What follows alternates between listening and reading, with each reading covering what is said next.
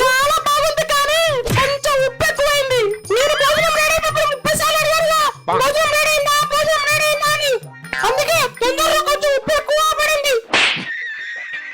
ఈ దొంగ ముండలు తప్పు నా మీద వేసింది. వచ్చిందండి వయ్యారి. బాగు నేను కూడా వస్తాను.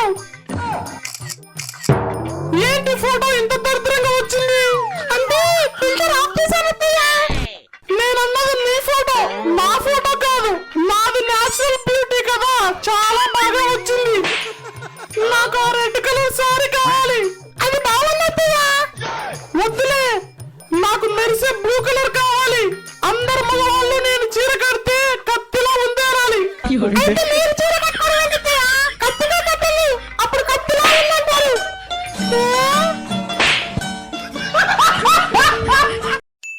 రేయ్ మనం పీటీ పీరియడ్ లో క్రికెట్ ఆడదాం. లేదు ఫుట్బాల్ ఆడదాం. లేదు చెస్ ఆడదాం. మనం బ్యాడ్మింటన్ ఆడదాం లేవే. రేయ్ బయట ఎండలు చాలా పెడుతున్నాయి. మన క్లాస్ లోనే పీటీ చేద్దాం.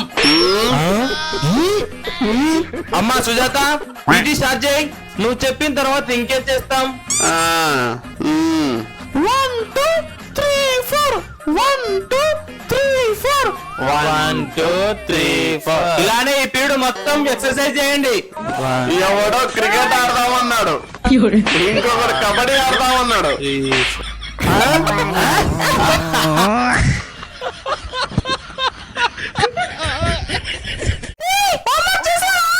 రేపు చేస్తానులే అమ్మా.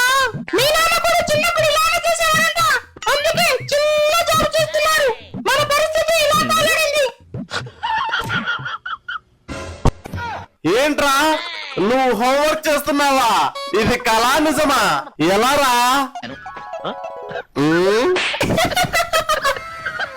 నాన్న సినిమాకి వెళ్దాం.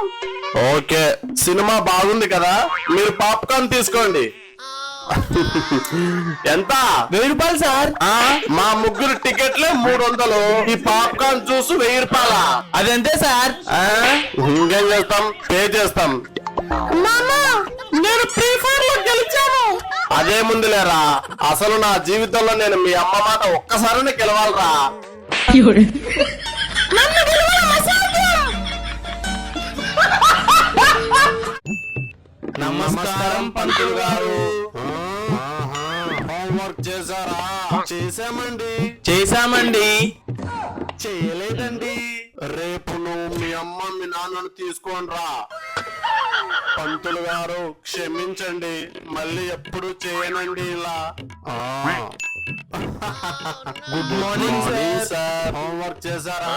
చేశాం సార్. సార్ నేను చేయలేదు సార్. మీ పేరెంట్స్ కి ఫోన్ చేస్తున్నా. సార్ ప్లీజ్ ఫోన్ చేయొద్దు. నెక్స్ట్ టైం నుంచి చేసుకొని వస్తాను సార్. Good morning sir. నమస్తే బాయ్. నమస్తే తమ్మి. హోంవర్క్ చేశారా? హోంవర్క్ చేయలేదు తమ్మి. అవును నేను కూడా పెట్టి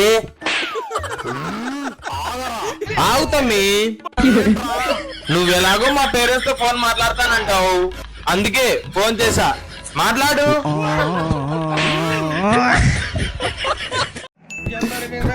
నాకు జీవితంలో పెళ్ళవదు ఇంకా.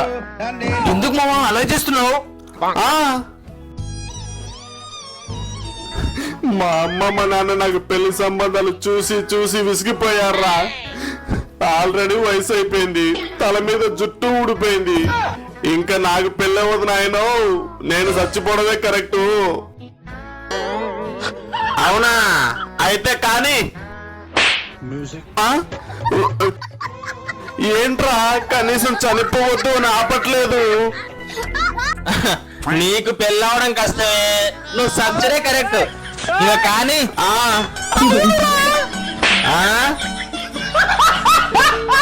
దేశ భాషలందు తెలుగు లెస్స అంటే అర్థం ఏంటో చెప్పండి రా. అంటే దేశంలో తెలుగు తప్ప ఇంకే భాష మాట్లాడకూడదని అర్థం, అంతే కదా సార్? నువ్వు రోజు ఉత్త అన్నం తింటావా లేదా దాంతో పాటు ఏదైనా కూర కలిపి తింటావా? అన్నంతో పాటు పప్పు కూడా కలుపుకుంటాను. నువ్వు చెప్పేది కూడా అలానే ఉందిరా. ఇంకా ఆపు. ఇప్పుడు మనకి 7 సబ్జెక్టులు ఉంటాయి కదండి, తెలుగు హిందీ ఇంగ్లీష్. అందులో తెలుగు చాలా ఈజీగా ఉంటుంది. అందుకే దేశ భాషలందు తెలుగు లెస్స అంటారు.